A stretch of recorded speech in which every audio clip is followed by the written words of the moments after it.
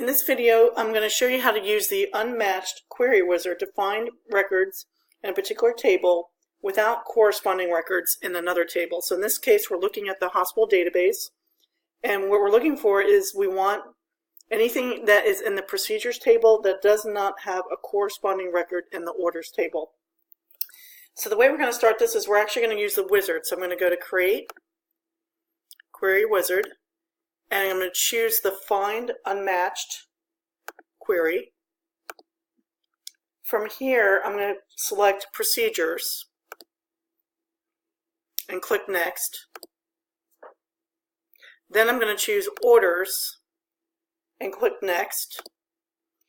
And we want to make sure that Access has matched the IDs correctly, so we should have Procedure ID in the Procedures table with the Procedure field in the Orders table, which is correct, the way they have it right now.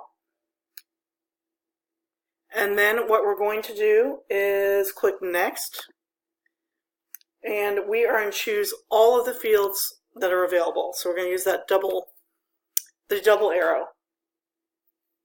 Then we're going to click Next, and I'm going to call this Procedures Not Ordered.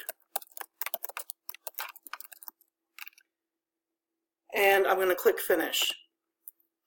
The key to this is making sure that you've matched it up correctly. Usually Access is smart enough that it will figure out where the relationship is between the two tables, but you do want to double check that to make sure it's correct.